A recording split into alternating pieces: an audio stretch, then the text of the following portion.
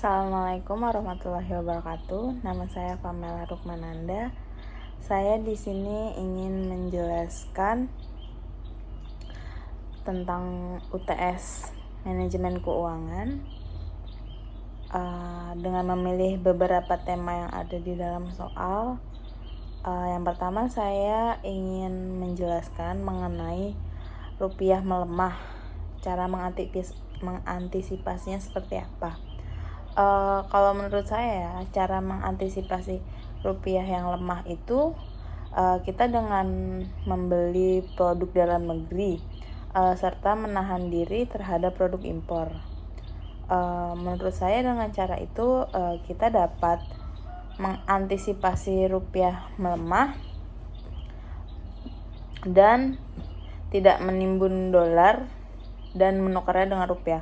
Maksudnya itu di sini gimana? Maksudnya itu di sini kita tidak memanfaatkan keadaan untuk mengambil keuntungan sendiri. Padahal kita harusnya dengan rasa nasionalisme kita bisa mengerti bahwa rupiah sedang melemah. Bukan kita dengan memanfaatkan si rupiah tersebut dengan kita menimbun dolar dan menukarnya. Memang sebenarnya jika kita melakukan seperti itu tuh kita jadi lebih untung, tapi itu untuk kepentingan pribadi, tidak untuk kepentingan ekonomi negara. Selanjutnya itu rupiah melemah itu caranya itu dengan kita berwisata dan menikmati wisata dalam negeri. Maksudnya itu jadi kalau misalkan rupiah melemah itu kita membantu devisa negara dengan cara berwisata dan menikmati wisata dalam negeri, bukannya kita malah mengalokasikan keadaan rupiah melemah itu dengan cara kita jalan-jalan ke luar negeri. Karena apa? Karena kalau misalkan kita jalan-jalan ke luar negeri itu kan ada pertukaran nilai uang, sedangkan di sini itu rupiah sedang melemah. Terus menurut saya juga kita bisa berorientasi pada ekspor ya. Berorientasi pada ekspor maksudnya gimana?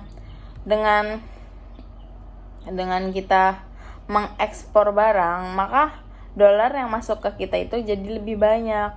Jadi rupiah yang melemah itu bisa menguntungkan kita kembali. Jadi kita tidak rugi dengan banyak karena dengan kita berwirausaha ekspor.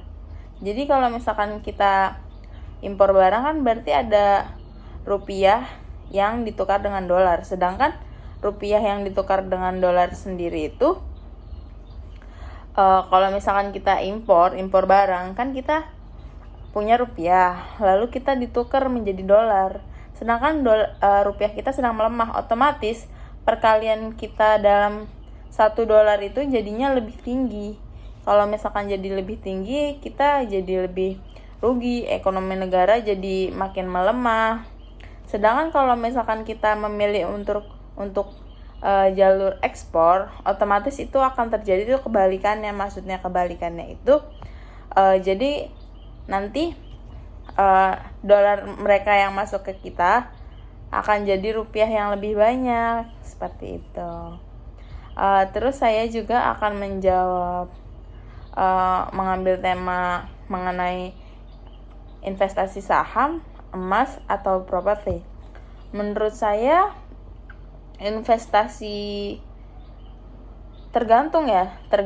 Ini kita kebutuhannya itu untuk investasi jangka panjang atau jangka pendek, atau kita itu menggunakan investasi itu dengan uang dingin atau uang panas.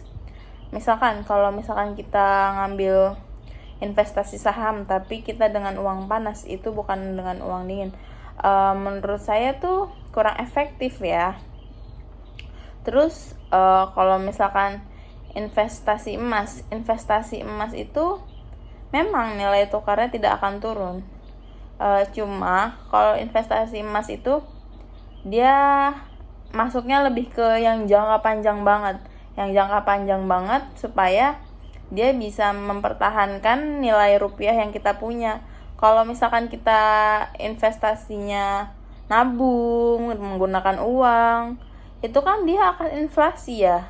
Jadi jumlah rupiah yang kita tabung saat ini sama kedepannya itu bakal berbeda, sama tahun-tahun kedepannya bakal berbeda. Sedangkan kalau emas itu emas yang kita beli saat ini tapi kemudian hari kita jual, atau misalkan kita butuh uang kita jual, menurut saya itu efektif ya, karena mungkin kita tidak untung ya, tapi tingkat inflasinya itu sedikit sekali, bahkan hampir tidak ada tingkat inflasinya menurut saya ya.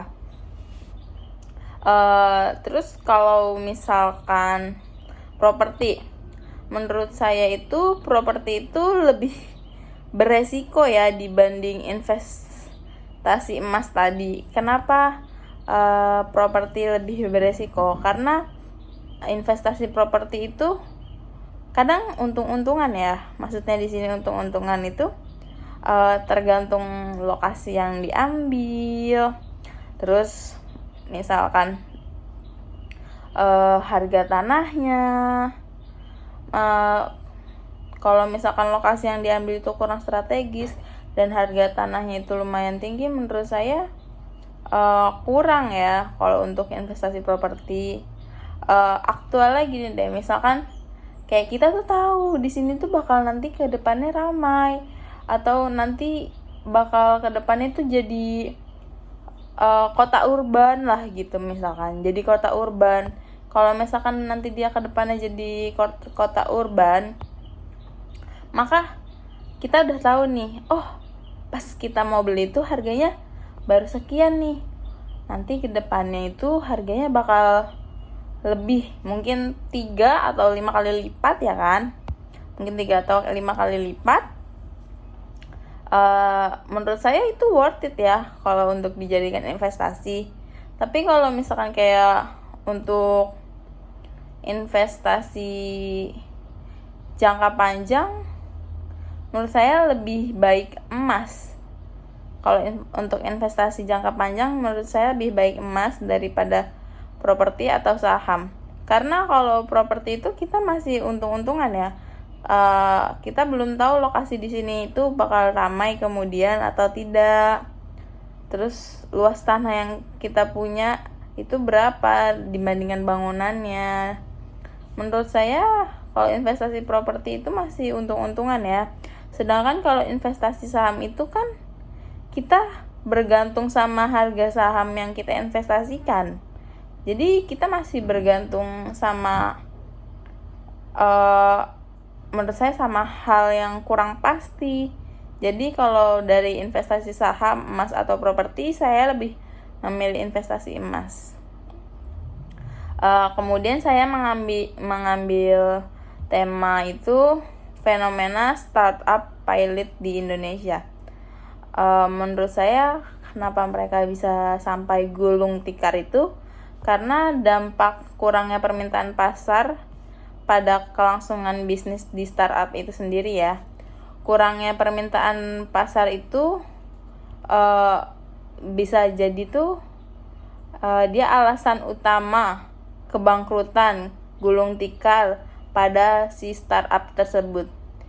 Jika tidak ada minat dari konsumen terhadap produk atau layanan